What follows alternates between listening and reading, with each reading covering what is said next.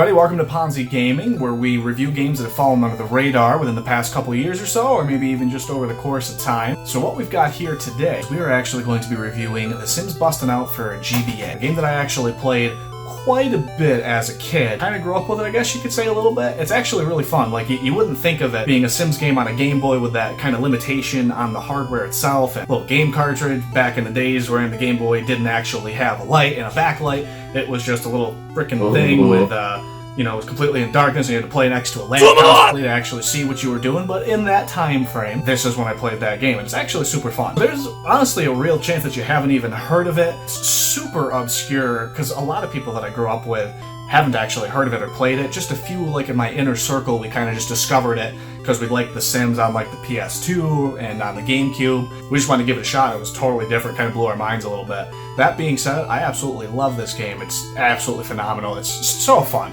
Alright, I get it. This rules. So that being said, without further ado, let's get right into the review. Enjoy!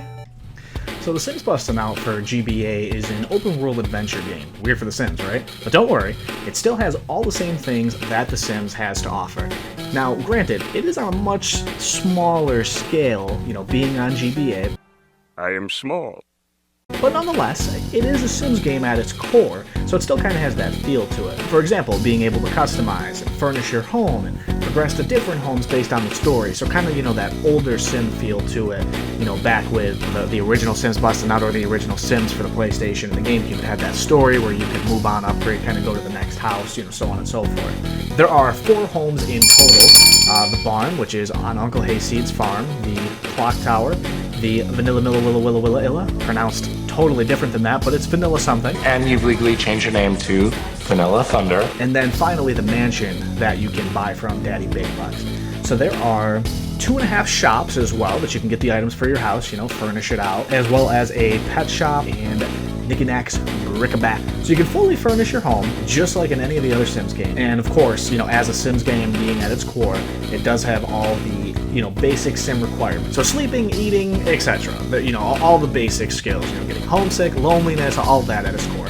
So now there is a massive difference between this one and the other Sims games, however, and that's in the terms of how you build relationships. They actually put you into a conversation with the person where you see a more detailed version of their face, which is way better than the pixelated version that you see on the screen, and then you have to try to say things that please them, or hurt them if you want to hate them, which in this game, there's not really too much of a reason to do that. You can, but it's not really too much. Some Sims are easier to please than others. For example, Willie Hertza. This dude is a... I got a pretty good dang old idea what's going on. I tell you what, man,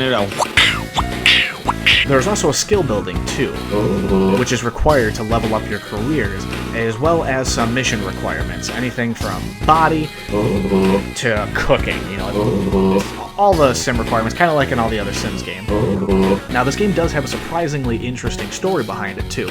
You're a strapping young lad or lass taking the leap of faith to leave Sim Valley and go out into the world. And for whatever reason, you've decided that you want to go into a small town where you have a random relative, and cars are also illegals, but motorcycles are not. Don't worry, we'll get to that. We start by visiting our uncle. Uncle! Take a guess at his name. Go ahead, I'll wait, come on. I'll give you a hint. He's a farmer. Heaven to Betsy, I want to be smart like him. Uncle Hayseed. Yeah. That's right, Uncle Hayseed. He is the local farmer in town. Basically, I guess one of the requirements for you moving into his house and staying with him, he has you fix up the stuff on the farm, repair a tractor, clean the junk in the backyard, and then in exchange, he lets you move into his barn. Yep, the barn. You don't get a room in the house. I mean, there's plenty of space in there. There's a living room couch that you can crash on. But you go to the barn. It's high quality of living. But we are technically in New Jersey. But hey, you're just getting into town, so why not, right? Free place until they charge you rent. Drafty, no internet, it works. Uncle Hayseed also gives you your first job. You get to mow his lawn, or honor, so we humbly oblige. He does thankfully pay you. And as with other Sims games, you can get promoted, because when I'm working and I'm doing an odd job for my uncle, clearly when I mow the lawn, I get promoted into a higher skill set that involves having flowers randomly show up, and if I mow them, I lose money, and then down the road, if I mow over one of the chickens that's running rampant throughout the backyard, then I don't lose any money, but Uncle Hayseed begins to hate me because I'm killing his chickens. I love chickens, Eddie! Maybe fix your frickin' lawnmower. That would probably be a good thought. Or coop up the chickens before letting me mow your lawn, and they wouldn't die. Maybe some KFC. I don't know. Chicken. Another thing that sets this apart from most Sims games, with the exception of the DLC for some recent Sim games, is that the jobs are mini-game, and the better you do, the more money you make. To level up, you have to level up the skills required for the job. The weird thing is that while you're getting on your feet, you're actually locked into the farm. Uncle Hayseed has locked you in with hay, provided that you get promoted while mowing the lawn, because, you know, again, we get promotions mowing lawns in this town. On your uncle's farm, he will move the hay and let you free to roam. Till then, you're captive. Oh well, you'll end up being able to explore roughly 1/3 of the city after he has removed the hay. And now in order to get all the freedom that you actually need, you have to convince my man, Dusty Hog, a rough and tough biker whose friends are blocking the road. Do a couple favors for him, find his lost helmet, paint and fix his bike, and of course, bartend for his buddies, eat for everyone. God forbid you give him the wrong drink, though. But now, you got total freedom, my friend. Wander about. Get killed by a rooster. It's okay. It's normal in this game. Now that you have freed up the city for you to roam, it's time to move out of your Uncle Hayseed's barn. I know, it's quite the shame, and you're probably totally distraught, but you gotta grow up. Sorry about your luck. Don't worry. If I can get over it, you can. Now, after you leave the barn and move into the clock tower, make sure you watch your step out there, for the Volky rooster will randomly appear and kill you. He's a rooster. Now again, if I were to go into every single quest in this game, we'd probably be here all day. So I'll kind of give you a little bit of the cliff notes, some of like the important stuff as we go through it. In this section of the game, you reopen a library. You're going to open up a previously closed club that the game has also had inside of it that was closed down due to tax issues. Government came and took my baby! This club plays Western-based music, so, you know, if you're a fan of, like, the old Western hog tying, hooting and hollering, square dancing, then you're in for a real treat.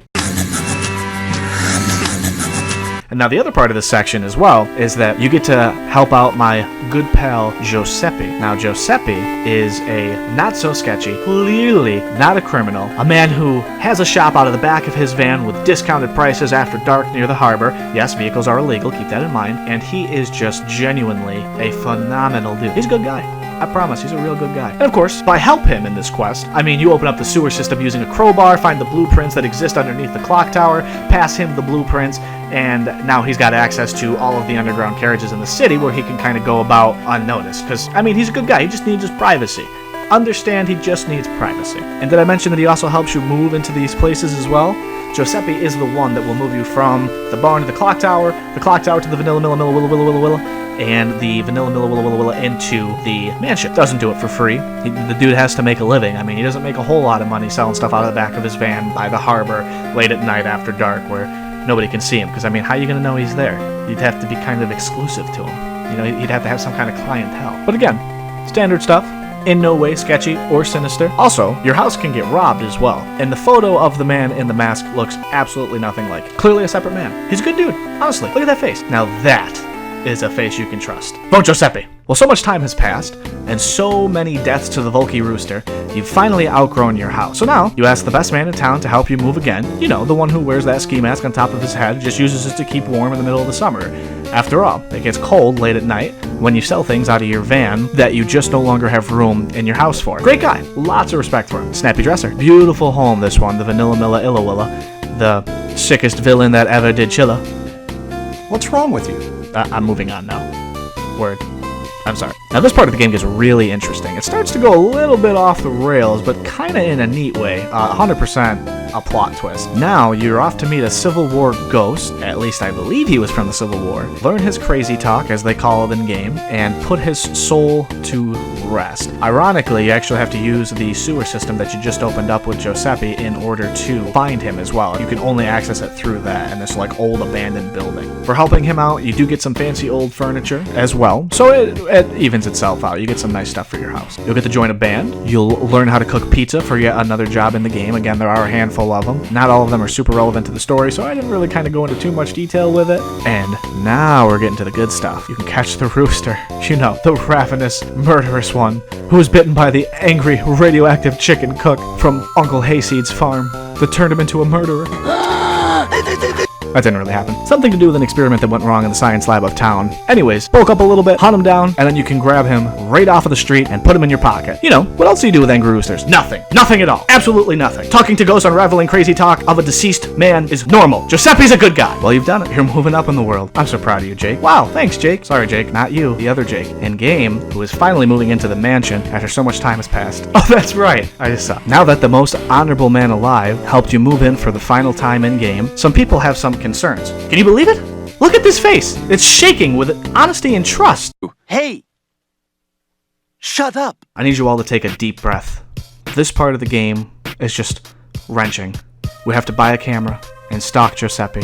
I know, right? He's clearly innocent, but alas, we may have been wrong.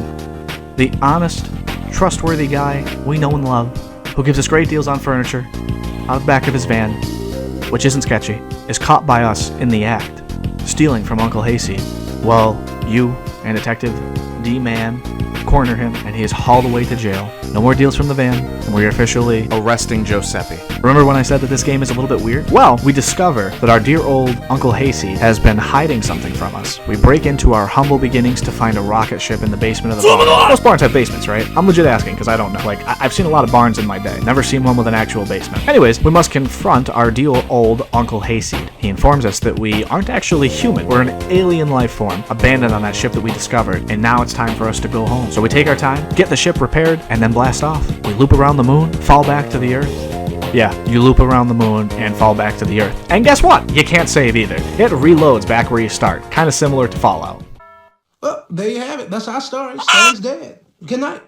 Thank you for watching this episode of Under the Radar. This is Ponzi Gaming. I super appreciate you guys coming by the channel. Like I said, I am doing a little bit of a reboot here, kind of getting back into the groove of things, into the swing. So it is going to take me some time to kind of get on an actual schedule. I work a 40-hour-a-week job, sometimes a little bit longer. I do plan on streaming on Twitch as well, if you haven't seen it already. Or by the time this video comes out, you might have actually seen that I'm streaming right now. So, you know, feel free to follow me on there. Make sure you follow me on Twitter and all that. I do really appreciate it. And of course, if you guys could, subscribe to me and you know, keep up to date with the channel, because I am going to be doing more reviews like this. Hopefully you like my idiotic, quirky sense of, you know, dumb humor. But if you like dad jokes and idiocy, you came to the right place, and I'm glad that you stuck it with me through the whole thing. So I super appreciate it, guys. That's it for today. So subscribe, like the video, share it as much as you can, so that way we can grow together. And I'll see you in the next one.